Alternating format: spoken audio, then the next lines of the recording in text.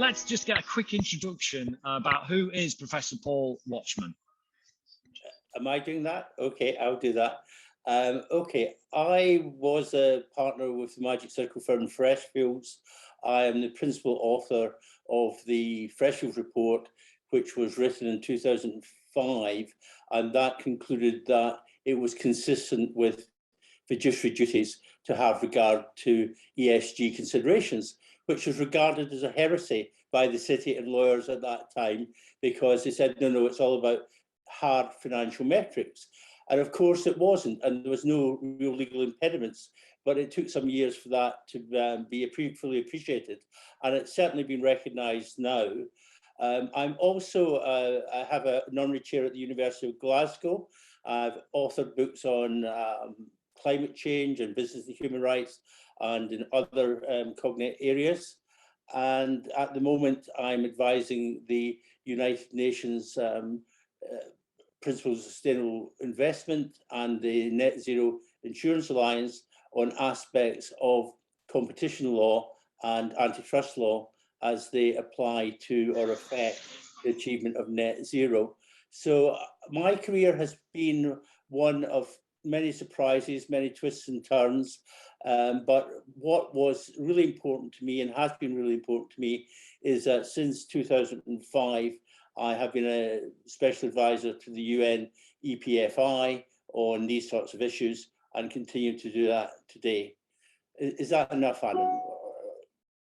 That's, well, the thing is you've got a very long and learned career, and so we could have taken the full 15 minutes or so to talk about that. But yeah, for the purposes of this, that's great. And also just to remind everybody that Paul, we are delighted, is the chair of the Lawyers for Net Zero Advisory Board and a fantastic supporter of us, and he does a lot in the background, which he's very humbly never promotes, but it's I am very grateful for his support of us. So Paul, let's look at it. You joined us for the both the webinars that we had today, and one that was particularly interesting this morning because it's relevant to the fact that we are on Finance Day at COP26, was the webinar which we had, which was Finance and Net Zero, the GC's View. So give me some thoughts that have come up for you about where we're at with finance and net zero. I was really impressed with the three speakers you had from Santander, from Citi, and Standard Chartered, I think was the third one. And what really impressed me was they got it. They had it. They were thinking through. The impression that ESG and climate change are somehow discrete areas of legal practice is not correct. And they understand that. It's something that's caused a shift, a paradigm shift, not only in law firms who are providing services and for general counsel, etc., but as companies have repurposed themselves, looking at the broader picture, being driven partly by the market, because there's a huge demand now for ESG funds and green bonds. And you heard today Rishi Sunak talking about the various steps the government are taking towards that. So the financial sector seems to be getting it. Certainly the people we spoke to today had a very good command and a very imaginative way of pushing things forward. And it relates to your present speakers who just have been talking about how it affects them in their business and across the business, and the whole issues of reputational risk, greenwashing, and how you actually, even though you're a very junior lawyer, you can actually make a huge difference. And I recall when I was a partner in a Scottish law firm in Edinburgh called Brodie's, that one of my junior assistants, I think she was actually a trainee at the time, showed amazing courage, and we were doing a hugely complex project. And it's really those people who have come through the system, who've lived all their life with the climate emergency, which we didn't, that have a really firm grasp on this, and they want to push out things. And that was coming through what the lawyers for the financial institutions were saying, is that we need to decarbonize, but we also need a just transition. And I would emphasize, particularly for law firms, that that just transition also applies to the law firm. You cannot change overnight. You cannot just withdraw your services from long-standing clients overnight. Coal divestment's a good example, because yes, you can divest in coal, but where does that leave the coal mining communities in Colombia and elsewhere? We have to find a way to do that. But as I think one of your speakers, Anthony Kennedy, said, we don't have much time, and therefore we are running to catch up all the time. So I was very impressed and very pleased to hear the first set of speakers and the second set of speakers say how important this was to their business and what they were doing. And I think I'll just finish this point. You mentioned the importance of collaboration. Collaboration between general counsel and in-house lawyers, and I think Rosemary Martin mentioned, why create all these different metrics? Why don't we just agree as in-house lawyers, these are the questions we want people bidding for our legal services to answer, and we want those to be answered in a robust way which can be assessed. So I think the cooperation thing is really important, and that applies to in-house lawyers and also private sector lawyers and businesses in general. That's great, and so in a sense that's the positive side of things, but obviously by dint of the fact that these council agreed to join us on this program, there are probably people who've been thinking about it, they get it, etc. And it's very heartening to hear, though, that people that are in the center of large organizations have got it. But what would you say to those who maybe haven't, or what are your concerns around where we're at the moment? Because there is progress, but we're still a long way from where we need to be. So yeah, talk about you've talked about the positive. Let's talk about some of the challenges we've got. Well, one of the obvious challenges is greenwashing, and that is making exaggerated claims that cannot be substantiated.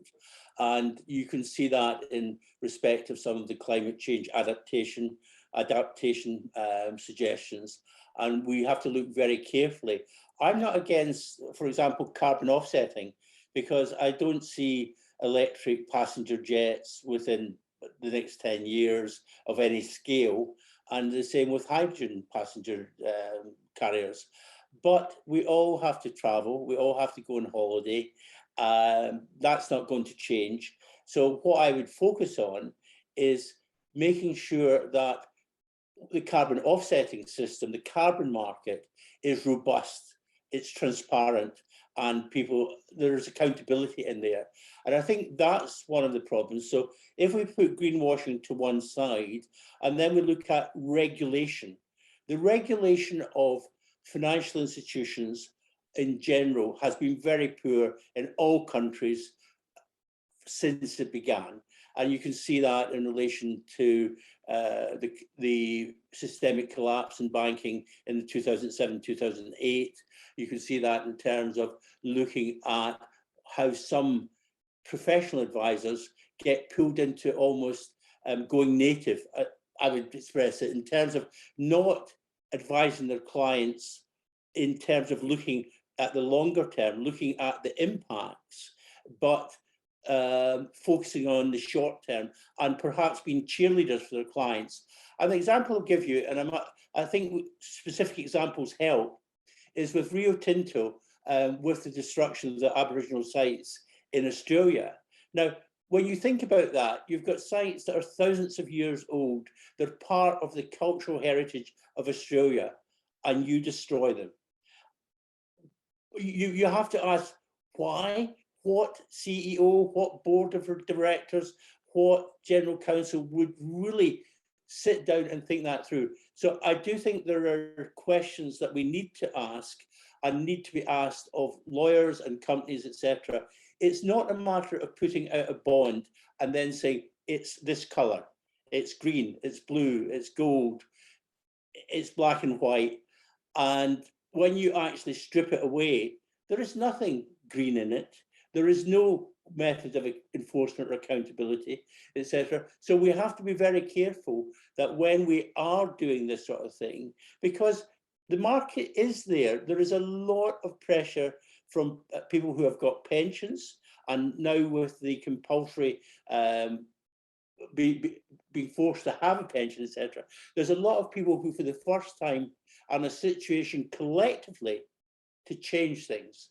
And you can see that through activists like Share Action and others coming in and saying to pension funds, Deliveroo, perhaps you do not have the best record on the gig economy, on wages, on rider safety, on corporate responsibility. So I think one of the things that we have to note is that you are doing your companies a disservice by not being focused on a longer term, on the short term and longer term impacts. Because if you look at a fossil fuel company now, you're looking at a dinosaur unless it transforms itself to a renewable company, unless it takes on the new technologies. Car companies, you know, diesel cars, who's going to buy a diesel car these days? Only people who think they can get them cheap because no one else wants them.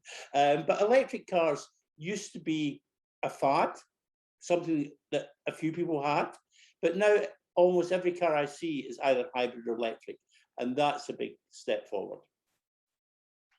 Yeah, fantastic. And so what I'd be curious to hear is what would you like to see come out of COP?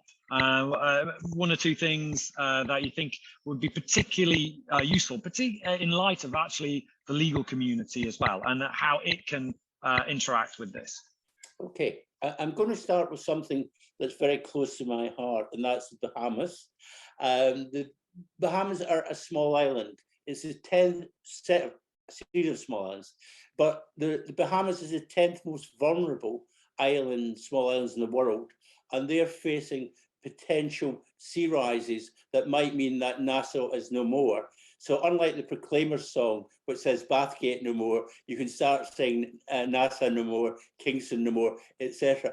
And I think that today the Prime Minister, Philip Davis of the Bahamas, gave an address to COP, which was inspiring, about runners. They said, we've got these people who can run very fast in the Bahamas. We've won gold medal after gold medal after gold medal. Guess what? We cannot outrun carbon emissions. We cannot outrun a rising sea. We have to act now. So one of the positives that I'm taking out of this is the importance of small islands in developing countries seems to be acknowledged time and time again. And both the Chancellor and the President of COP today name check small islands, developing countries, etc., and what they're going to do.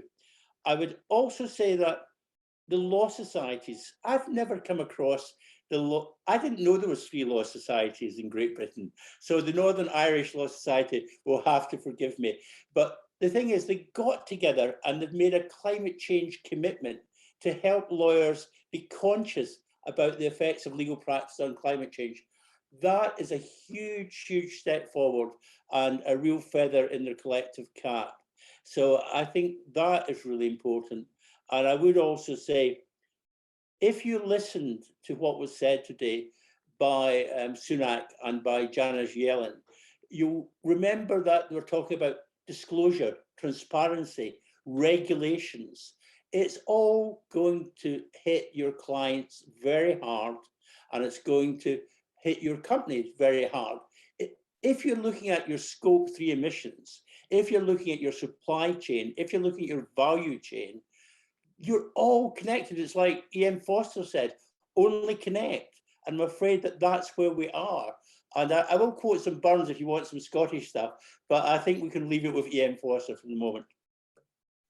Fantastic. So final question to you then, which is that what if for the people that are on the call, what would you say to them as lawyers, be they in-house or private practice, about something that they could do to take sort of action, whether it's today, tomorrow, or next week, but soon? What's some immediate type action they could be working on?